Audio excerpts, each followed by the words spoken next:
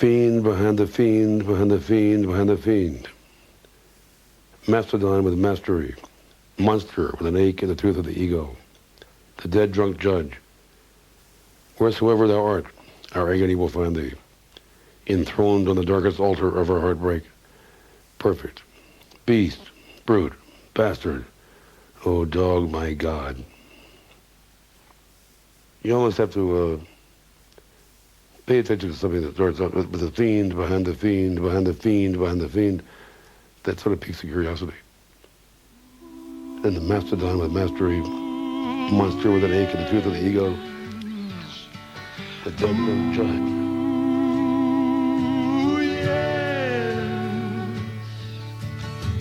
These long, strange nights, these long, strange nights, these long, strange nights.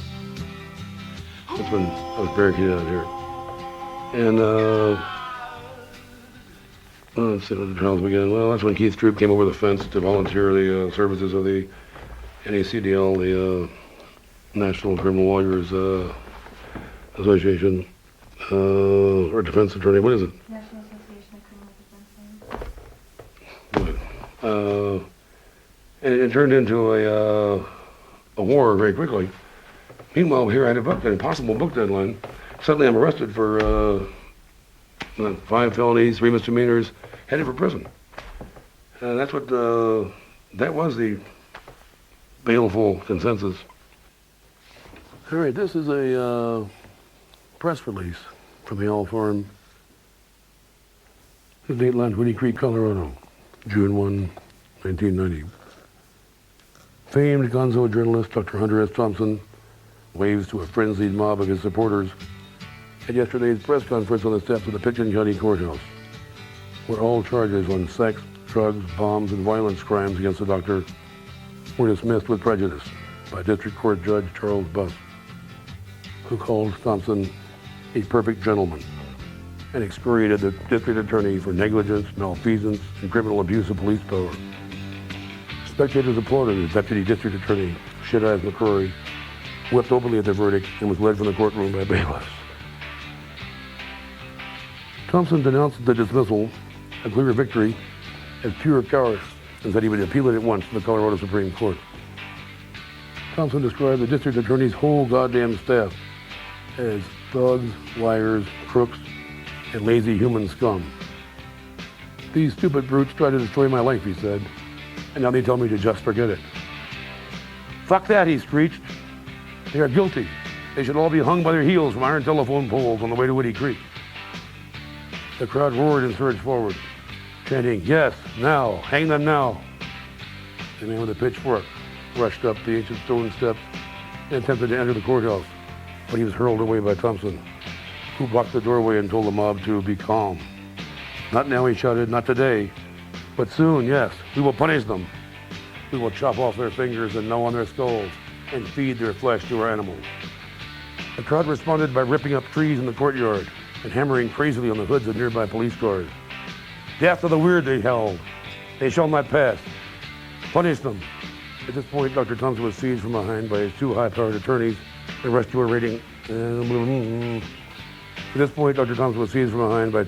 "You pig!" Drink. Whiskey. Dog. At this point, Dr. Thompson was seized from behind by his 2 high-powered attorneys and rushed to a waiting car, which departed at high speed. Later, from his heavily guarded fortress called Owl Farm, Thompson's lawyers issued a statement that called him a hero, a saint, and the bravest man in America. Dr. Thompson is a great poet, they said, who often speaks in apocalyptic terms. His comments earlier today about death, cannibalism, and vengeance should not be construed in any way as a threat to the physical safety of any living thing. Unquote. The statement was hailed by the press as further proof that Dr. Thompson should be awarded the Nobel Prize for Peace.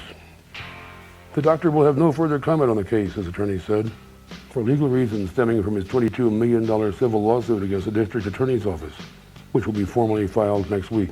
Unquote.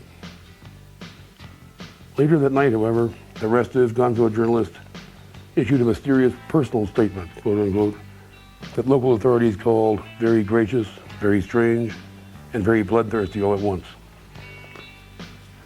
He spoke of a historical mandate, citing mysterious blood feuds. He refused to talk about his rumored blood relationship to Genghis Khan, Cassius Clay, John Gotti, and other legendary warriors. But you forget, he said, I am Lono. I am he. When the great bell rings, I will be there.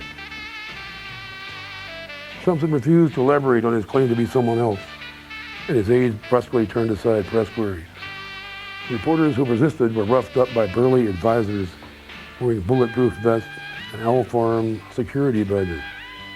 One TV journalist, who begged not to be named, said he was taken to a cistern somewhere in the compound and forced to strip naked while standing knee-deep in ice-cold water, rushing up from an underground river. For many hours, he said, he was tormented by drunken lawyers and mocked by what appeared to be naked women. 30. And